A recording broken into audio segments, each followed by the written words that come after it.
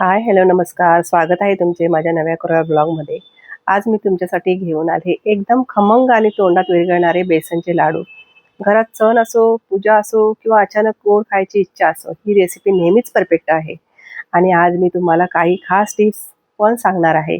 त्यामुळे लाडू एकदम मऊ आणि सुगंधी बनतील. लहानपणी आपल्या आई बनवायची ते बेसनचे लाडू आठवतात ना? घरभर सुगंध पसरायचा आणि गरमागरम लाडू खायला मिळतात. आज आपण त्याच पद्धतीने पारंपरिक पद्धतीने लाडू बनवणार आहोत. आणि अ, मला कमेंट पण होती की तुम्ही मला बेसनच्या लाडूची रेसिपी दाखवा, त्यामुळे मी ती लाडूची रेसिपी आज दाखवणार आहे.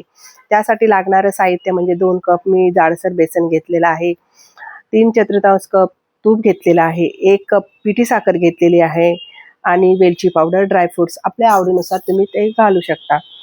सर्वप्रथम कढई गरम करण्यासाठी ठेवलं, त्यामध्ये तूप थोडंसं गरम झालं की त्यामध्ये बेसन घालून छानपैकी मंद आचेवर भाजा. घाई करू नका. 15-20 मिनिटं लागतील, पण त्यामुळे टेस्ट येते. सुरुवातीला बेसन घट्ट वाटेल, पण हळूहळू ते सैल होईल आणि रंग बदलायला लागते. बेसन भाजायचं तर त्याला पेशन्स लागतात आणि ते खूप अगदी मंद आचेवर अगदी हळूवार भाजावं लागतं.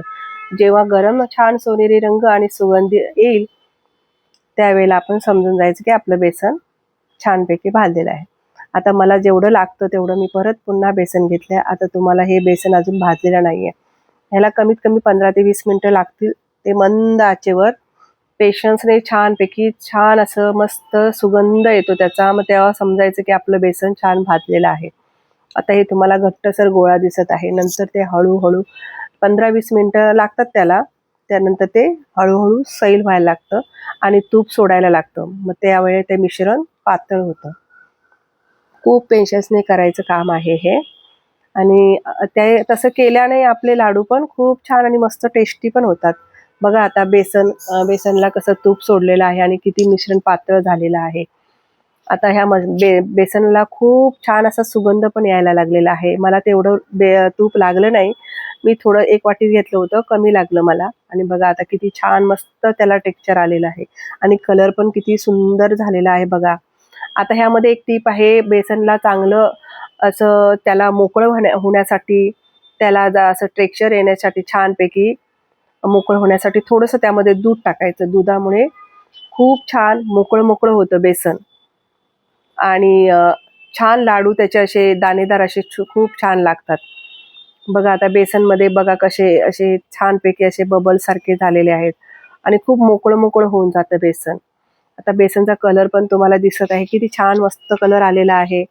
अगदी पेड्यासारखा कलर आलेला आहे ना. मंद आचेवर हे सर्व करायचं आहे बघा. आता हे छानपैकी छान असं खरपूस सुंदर असा सुगंध सुटेपर्यंत छान भाजून झालेला आहे. आता ते थोडा वेळ अजून थोडा वेळ मी गॅसवर ठेवणार आहे.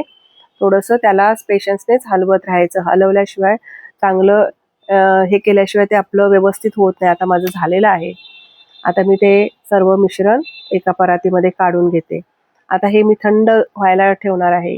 यामध्ये लगेच साखर टाकायची नाही तर गुठळ्या होतात. त्यामुळे आता हे गार झाल्यानंतर मी त्यामध्ये साखर घालणार आहे. तुम्हाला कमी गोड, जसं गोड आवडतं तर त्याप्रमाणे तुम्ही साखर त्यामध्ये ॲड करू शकता.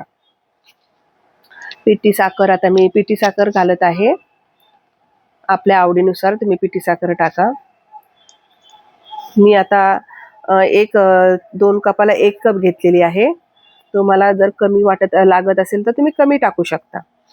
आता मी हे त्याला छानपैकी मिक्स करून घेणार आहे, एकजीव करून घेणार आहे. आणि वेलची पावडर मी करून ठेवलेली आहे. वेलची पावडर पण मी 2 चमचे त्यामध्ये टाकलेली आहे. आणि ते छानपैकी मी चांगलं मळून घेणार, ते पीठ एकजीव करणार. आता बघा किती सुंदर त्याचं मळलेलं गेलेलं आहे पीठ आणि त्याचं टेक्स्चर पण तुम्ही बघू शकता किती छान आणि मस्त झालेलं आहे. बेसनच्या लाडूचा कलर पण किती मस्त आलेला आहे. आता मी हे लाडू वळायला घेणार. आता लाडू वळण्यासाठी एकदम छान परफेक्ट तयार झालेला आहे बघा. आणि लाडू पण एकदम तुम्हाला जसा आकार तुम्हाला छोटे मोठे जसे पाहिजेत तसे तुम्ही छानपैकी ते तयार करू शकता.